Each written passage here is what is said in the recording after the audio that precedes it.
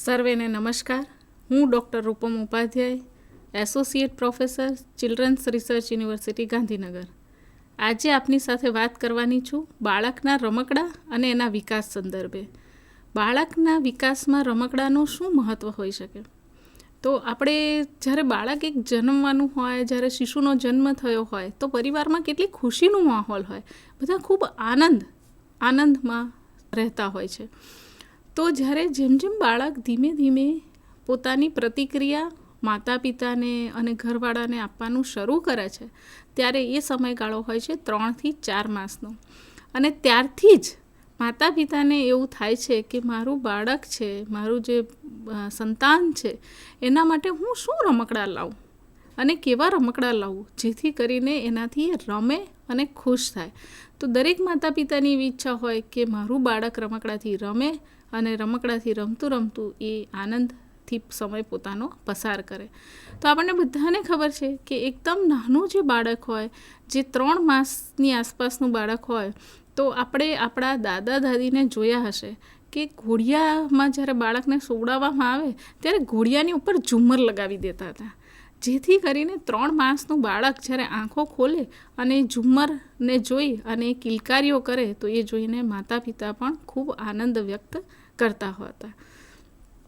તો એવા જે રમકડા છે જે બાળકના આનંદમાં વૃદ્ધિ કરે છે, બાળકના ભાવાત્મક વિકાસમાં વૃદ્ધિ કરે છે, અને સાથે સાથે રમકડા એવી વસ્તુ છે જે દરેકને રમવા ગમતા હોય છે, દરેક બાળકને રમકડા અતિ પ્રિય હોય છે.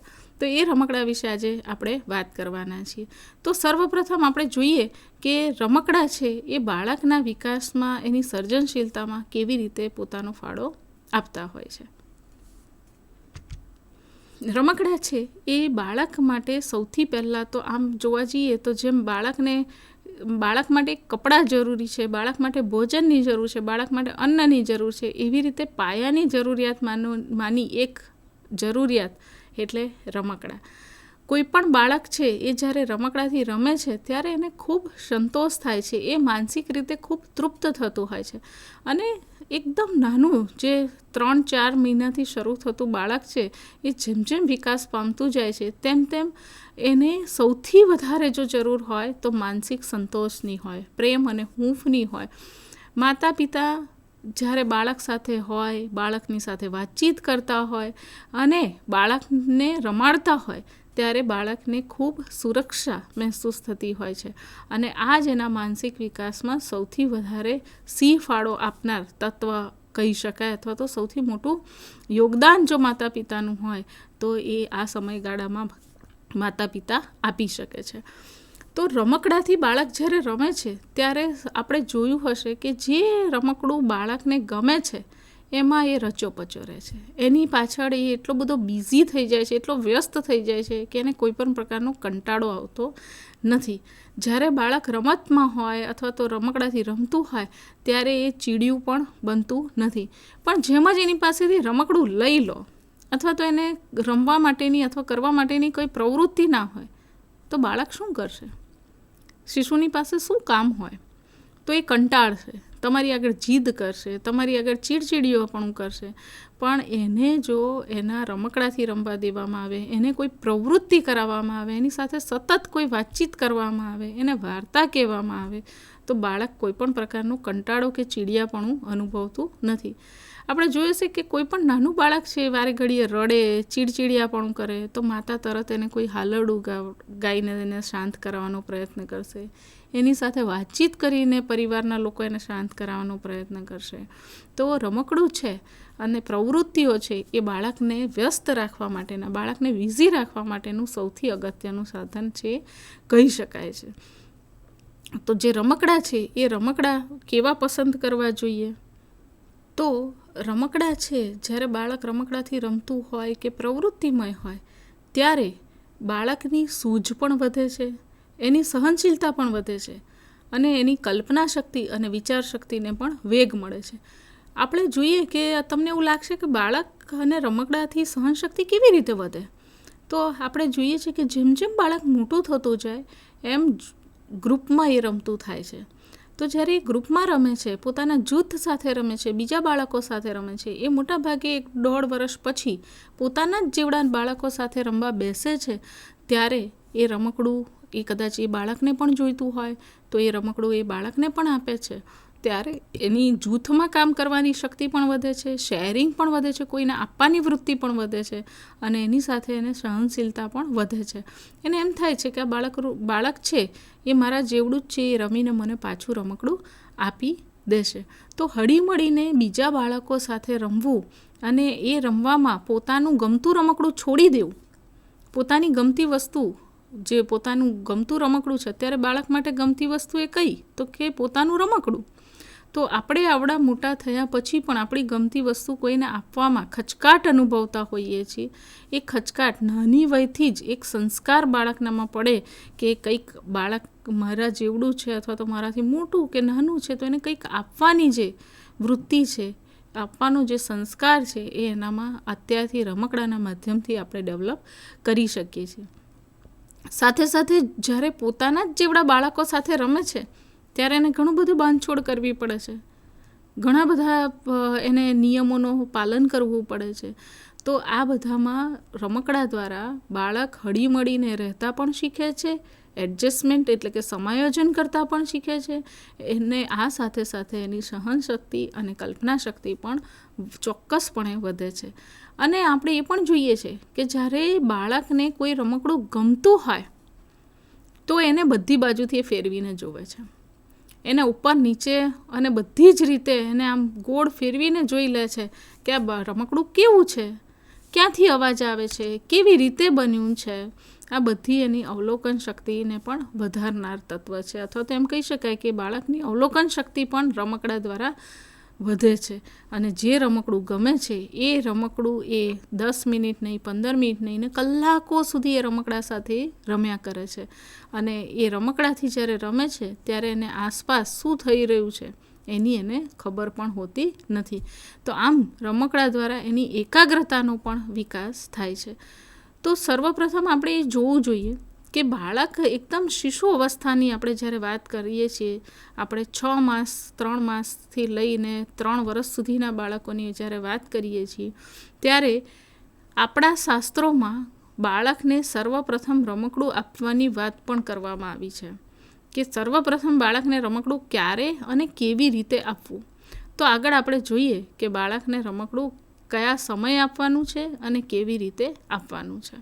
જ્યારે બાળક 6 માસનું થાય ત્યારે કોઈ એક દિવસ જોવાનું છે. સારો દિવસ જોઈને આપણે હંમેશા કોઈ પણ કામ કરતા હોઈએ છીએ.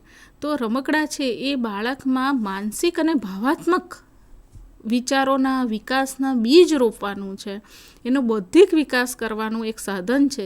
ત્યારે રમકડા આપવાનો જે દિવસ છે તે પણ કોઈ સારો દિવસ હોય એવું આપણા શાસ્ત્રોમાં લખેલું છે. અને એ કેવી રીતે આપવા રમકડા બાળકને જ્યારે આપણે પ્રથમ વખત રમકડા આપીએ છીએ ત્યારે સૌથી પહેલાં આપણે જે ઈષ્ટદેવમાં માનતા હોઈએ, જે ઈષ્ટદેવની આરાધના કરતા હોઈએ, એ ઈષ્ટદેવની આરાધના કરી કોઈ દાન આપી અને પછી બાળકને રમકડા આપવાની વાત પણ કરવામાં આવી છે. તો જ્યારે રમકડા બાળકને આપવાના છે, પહેલી વાર કોઈ રમકડું બાળકને હાથમાં પકડાવવાનું છે ત્યારે બાળક 6 માસનું હોય છે. અને 6 માસનું બાળક એટલે એ બેસતું લગભગ એને બેસતા આવડી ગયું હોય છે. તો ઘરની વચ્ચે ગાયનું છાણ લેવાનું છે, એની અંદર પાણી નાખીને આપણે જેમ લીપણ કરતા હોઈએ એવી રીતે એક ગોળાકાર અથવા ચોરસ આકારમાં લીપણથી લીપવાનું છે અને લીપી અને એ લીપણ ઉપર બાળકને બેસાડવાનું છે. પણ એ જ્યારે લીપણ પર બેસાડીએ છીએ ત્યારે આપણા કૌમારભૃત્ય જે આયુર્વેદનું શાસ્ત્ર છે એની અંદર એવું લખાણ છે, એની અંદર એવી સૂચના આપવામાં આવી છે અથવા તો એવું કહેવામાં આવ્યું છે કે જ્યાં બાળકને બેસાડવાનું છે ને જ્યાં આ ચોરસ લીપણ અથવા ગોળ લીપણ બનાવ્યું છે ત્યાં જે વ્યક્તિ, જે પરિવારની જેટલી શક્તિ હોય એ પ્રમાણે સોનું, ચાંદી, તાંબુ, પિત્તળ, શીશુ અથવા કોઈ પણ લોખંડ, એટલે કહેવાનો અર્થ એ છે કોઈ પણ પ્રકારની ધાતુ ત્યાં મૂકવી જોઈએ. સાથે સાથે ધાન્ય પણ મૂકી શકાય, દૂધ, દહીં, ઘી, મધ, છાણ અને ગૌમૂત્ર અથવા કપાસ પણ ત્યાં મૂકવું જોઈએ. તો જ્યાં આપણે આ લીપણ કર્યું છે ત્યાં આ બધી સામગ્રી મૂક્યા બાદ બાળકને ત્યાં લીપણ ઉપર બેસાડવાનું છે. લીપણ પર બેસાડ્યા પછી બાળકને ત્યાં આજુબાજુમાં બાળકની આસપાસ જે આપણે બાળકને બેસાડ્યું છે એની આસપાસ ગાય છે, હાથી, ઊંટ, ઘોડો, ભેંસ, બકરી, વાંદરો, સિંહ, હરણ, પોપટ, હંસ અને મોર જેવા લાકડાના રમકડા મૂકવાના છે. અહીંયા બાળકને બેસાડતી વખતે એ પણ ધ્યાનમાં રાખવાનું છે કે જ્યારે આપણે બેસાડીએ છીએ ત્યારે બાળકને પૂર્વ દિશામાં મોં કરીને બેસાડવાનું છે. અને જ્યારે બાળક બેસે છે ત્યારબાદ માતા પિતાએ ખાસ ઓબ્ઝર્વ કરવાનું છે, ખાસ અવલોકન કરવાનું છે કે આ રમકડામાંથી બાળક કયું રમકડું પસંદ કરે છે. અને એ જે બાળક સૌથી પહેલાં જે રમકડાને પસંદ કરે, અને ઘણી જગ્યાએ તો આ લાકડાના રમકડાની સાથે પુસ્તક પણ મૂકવામાં આવે છે. તો બાળક જે વસ્તુને પસંદ કરે છે એમાંથી એ પ્રકારનો એનો સ્વભાવ બનતો હોય છે. આ જે વિધિ છે, આ જે વિધાન છે, આ જે બાળકને રમકડા આપવાની એક રીત છે, ત્યારબાદ આ પ્રથમ વાર આવું કર્યા પછી બાળકને કોઈ પણ ખુલ્લા મેદાનમાં આપણે એને રમવા માટેની લઈ જવું જોઈએ, અથવા તો ત્યાં એની રમકડા અને રમત માટેની શરૂઆત પ્રથમ પગથિયું છે જીવનનું એવું કહી શકાય. તો જ્યારે આપણે બાળકને ખુલ્લા મેદાનમાં અથવા તો રમકડા રમવા આપીએ છીએ એ સ્થળ કેવું હોવું જોઈએ એનું પણ વર્ણન છે આપણા શાસ્ત્રોમાં. તો શું વર્ણન છે? તો આપણા શાસ્ત્રોમાં એવું કહ્યું છે કે જ્યાં આપણે બાળકને બેસાડીએ છીએ અને જ્યાં બાળકને રમવા આપીએ છીએ એ રમતનું મેદાન અથવા તો જે રમતની જગ્યા છે એ એકદમ ખુલ્લી હોવી જોઈએ, સપાટ હોવી જોઈએ, જેથી બાળક હજી ઘૂંટણિયાભેર હવે ચાલવાનું શરૂ કરશે, ધીમે ધીમે ચાલવાનું શરૂ કરશે. ઘૂંટણિયાભેર ચાલ્યા પછી તો એ જગ્યા પણ સપાટ હોવી જોઈએ જેથી કરીને પડી ન જાય. ખુલ્લું એટલા માટે હોવું જોઈએ કે કોઈ આસપાસની વસ્તુ એને વાગી ના જાય, અને વિશાળ હોવું જોઈએ કારણ કે એકદમ નાનું બાળક જ્યારે ઘૂંટણિયાભેરથી પગભર ચાલવાનું શરૂ કરે છે ત્યારે આપણને બધાને ખબર છે કે નવું ચાલતું બાળક જે નવું ચાલવાનું શીખે છે તે એકદમ દોટ મૂકે છે. તો જે બાળકનું રમવાનું સ્થળ છે એની પણ કાળજી રાખવી જોઈએ. સાથે સાથે જ્યાં બાળક રમે છે, જ્યાં બાળક રમવાનું છે ને આપણે એને રમવા માટે રમકડા આપ્યા છે ત્યાં કોઈ પણ પ્રકારનું લોખંડની કોઈ વસ્તુ, પથ્થરના ટુકડા અથવા કાંટો એવી કોઈ પણ પ્રકારની વસ્તુ આસપાસ ના રહી જાય, અથવા તો એને કોઈ વાગે, એને નુકસાન કરે એવી કોઈ પણ વસ્તુ એની આસપાસ હોય નહીં. સાથે સાથે બાળક જ્યાં રમી રહ્યું છે ત્યાં વાવડિંગ અને લીમડાના પાંદડાનો રસ અથવા તો ગોલ આપણે એને કહીએ છીએ એ બનાવીને પણ છાંટવો જોઈએ. કેમ? કારણ કે સ્વાભાવિક રીતે આપણે જ્યાં હોઈએ ત્યાં આસપાસ નાના કીડી મકોડા હોય, તો એ માખી, મચ્છર કે એવું કંઈ હોય, જીવાત હોય કોઈ નાની, તો એ બાળકને નીચે જમીન ઉપર બાળક રમે છે એટલે એને નુકસાન કરી શકે છે અને કરડી શકે છે.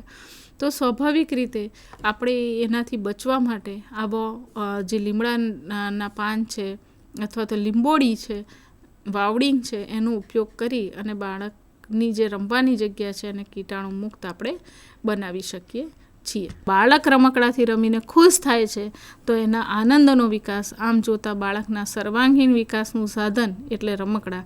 તો એ રમકડા દ્વારા બાળકના સર્વાંગીણ વિકાસમાં આપણે સૌ સહયોગ આપીએ. જય જય ગરવી ગુજરાત, વંદે ભારત. નમસ્તે.